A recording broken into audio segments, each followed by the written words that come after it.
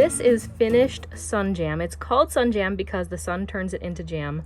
Literally, it's so delicious. It's the easiest jam I've ever made. It's the most delicious jam I've ever made. Doesn't require pectin, it's very hands-off. This flavor happens to be mixed berry, and I'm going to show you how I make it. So the first step in making sun jam is to boil the fruit along with the sugar for just a few minutes in order to dissolve the sugar. Now this recipe is a little bit more complicated because I'm using raspberries, and I don't like to have a lot of seeds in my jam, so I'm actually going to cook these first separately and put them through a sieve to remove the seeds before I combine them back with this fruit and start the actual jam. And I'm using frozen fruit here. It's a little bit thawed. You can use completely thawed fruit or you can use fresh. It doesn't matter. It's a very forgiving recipe. While the raspberries are heating up, I'm preparing this pot of fruit over here. I've added 3 cups of sugar and I'm using an organic cane sugar. I also added 1 cup of honey. If you don't like honey, you can just substitute an additional cup of sugar, but I really love the floral note that it adds to the fruit. And this recipe is following kind of my basic standard sun jam recipe, which is 12 to 13 cups of fruit to 4 cups sweetener, and I also added 2 tablespoons of lemon juice to this. For this specific recipe, I've used 5 cups of raspberries, 5 cups of strawberries, and 3 cups of blueberries. The goal when heating the raspberries is just to cook them until they break down and release their juices, which you can see they've done. This is nice and juicy. So that is plenty. I'm going to turn off this heat and set up my sieve.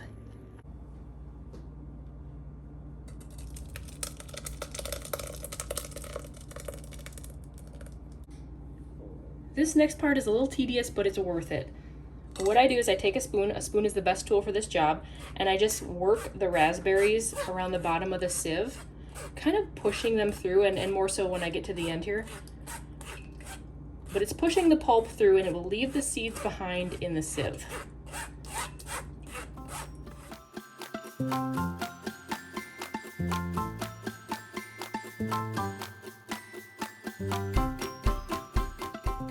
And now if you've done a good job, you should have only a small amount of seeds with pulp left. I'd say I have probably a 1/4 cup, not even, and that was from 5 cups of raspberries, so that's pretty good. It also helps if you stop periodically while you're scraping to clean off the bottom of the sieve. Of course, make sure that gets into the bowl. And then at the end, when you're done, make sure to clean this off really good so you don't waste anything. Now you guys are probably gonna think I'm crazy that I took all the time to remove these raspberry seeds, but here's the thing. I like some raspberry seeds. I still want to be eating this jam and know that there are raspberries in it. So I'm going to put back a very small amount of seeds, about 1 teaspoon. I've got this pot heating up over low heat. I want it to be gentle because the fruit is still frozen, but I'm going to take a masher, just a regular old handheld masher, and while this is heating up, I'm going to start mashing the fruit just to help get its juices flowing and help break it down. And with the strawberries especially, I want to break them down into smaller pieces. I don't want whole strawberries in this, so I want to make sure I'm mashing those pretty good.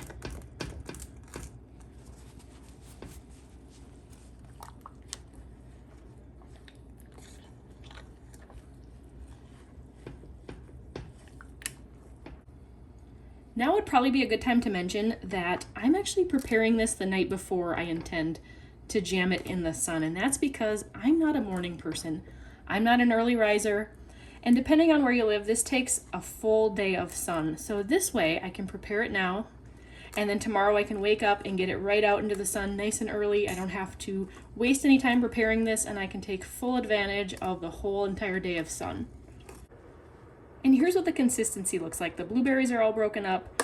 The strawberries are broken up as well. There are a couple bigger pieces here and there, but there are no halves. There are no whole pieces of strawberries left in this. And here's what that finished raspberry puree looks like. It's gorgeous and silky smooth. I'm going to add this to the other berries right now.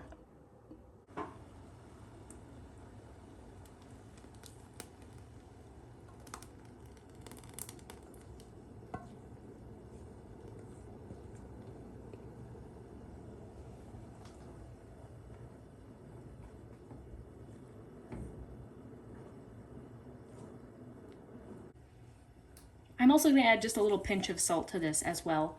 And now that all the berries are in here, I'm going to bring this up to just a really gentle simmer.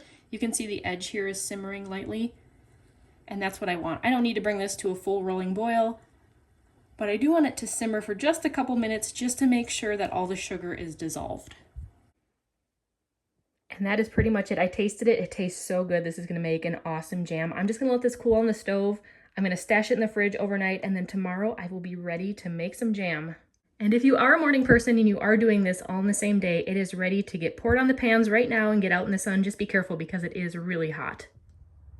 It is sun jam making day. It's a beautiful blue sky day, which is good because that's exactly what you need for making sun jam. In Wisconsin here, I find that on a hot summer day, like 80s or higher, my sun jam takes like 4 to 6 hours to finish. Yours might take more or less depending on where you are, which is why it's best to start this as early in the morning as you can to try to grab all of that sun that you can in case you do need a couple extra hours for it to finish.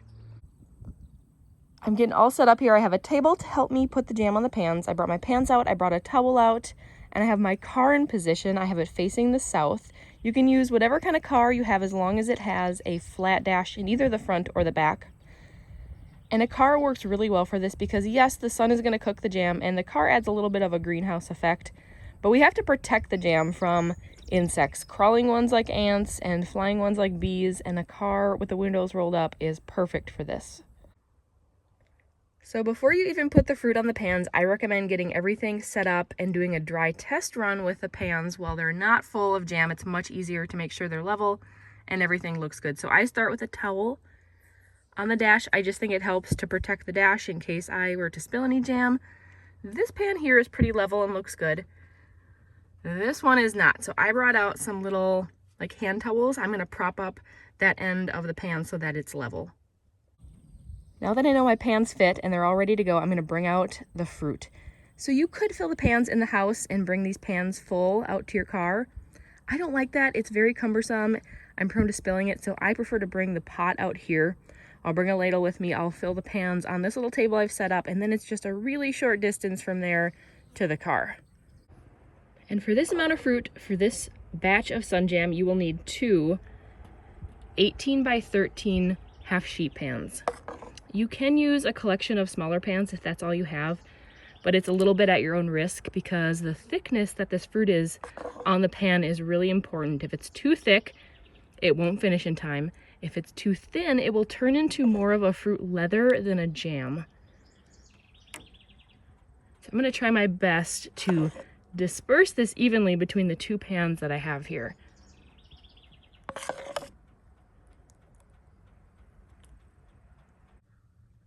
And I'm just going to give this one kind of final stir, make sure everything is evenly distributed.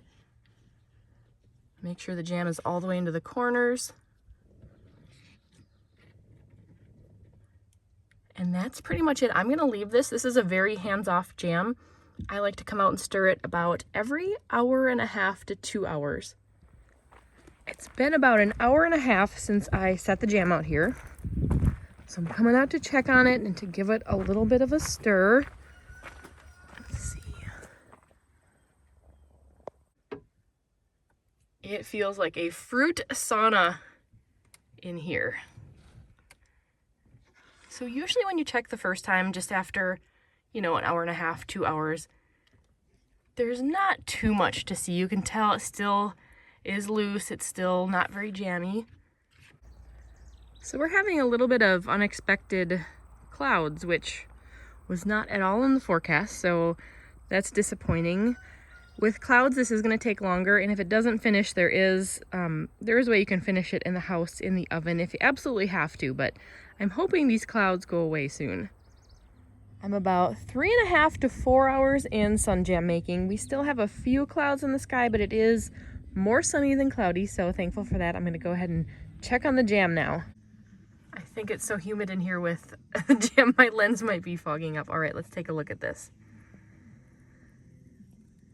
That is looking so beautiful. It's not done yet. It's still too watery, but look at how much it's starting to thicken up.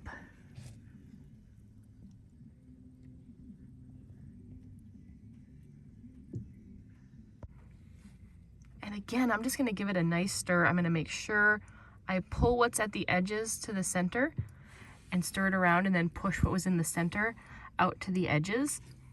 And then once you're done stirring it, it's really, really important to make sure you get it all the way back into the corners in a nice even layer. If you leave like this corner, let's say you don't get it pushed all in, this spot right here is gonna turn into a hard fruit leather. So it's really important that you spread it all out and don't leave any thin spots.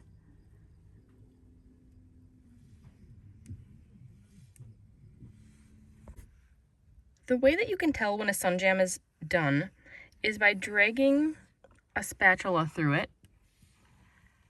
And you see how it's filling back in like that? It's filling in that spatula line a little bit. That's not done. When you drag the spatula through and it keeps parted, that's when you're getting closer to done. This also will thicken when it's cool, so you kind of have to guesstimate. Now that it's been after like 3.5, 4 hours, and I know from experience that it takes around 4 hours, 4 to 6 hours for my jam to finish here, I'm gonna start checking on this every hour now, just to make sure, instead of every 1.5 to 2 hours. All right, checking on the sun jam. I am at the 4.5 to 5-ish hour mark at this point. It's thickening up so nicely. Still a little bit loose, but we're getting closer and closer. And I'm gonna do the same thing I've been doing every time I'm stirring this. I'm making sure to pull all of the jam away from the edges and mix it up really good. Make sure especially to get it out of the corners, because those corners really cook the fastest. See, look at how thick that was in that corner there. And then just like before, I'm gonna mix it all up and then spread it in an even layer again. So I'm at the point in the day where the sun is not directly south anymore, and I've probably got an hour or 2 left on the sun jam. So I actually moved the car to face it so that that front dash is getting the most direct light from where the sun is now. So it has been about 7 hours since I started this, and would you look at that? Look at how beautiful it is. Look at how thick it's gotten, which is good because I am losing daylight. This has been in here for 7 hours. And I think that is, I think this is done. This looks done to me. And let's see the test here. Yeah, you can see when I run that spatula through, it holds. And it is wonderfully thick. And it will thicken up even a little bit more as it cools. So I am gonna call this done. One word of caution, these pans have been sitting in a hot car. They are hot, so definitely carry them back with a hot pad. Now, as soon as you get this back in the house, while it's still warm, you wanna take a real thin spatula and go around all of the edges and make sure to scrape all of that jam from the edges, because it's a little thinner on the edges and it will harden if you let it cool there. So scrape it all up and get it incorporated into the mass of jam. And after the jam cools, I just spoon it into jelly jars. In this batch made 6 jelly jars plus a little bit extra. I refrigerate them overnight to chill them, and then I stash these in the freezer for long-term keeping. They will keep for over a year in the freezer. They'll also keep for a couple months in the fridge. If you have any questions, feel free to leave them in the comments below. This method and this recipe works for all different kinds of fruit. Strawberry is especially lovely as well. In fact, I don't think I've ever jammed a fruit in this way that didn't turn out, so feel free to experiment if you want. And if you did find this video helpful, I would love it if you could give it a thumbs up. Also, make sure to subscribe to my channel so that you are the first to know whenever a new video is posted.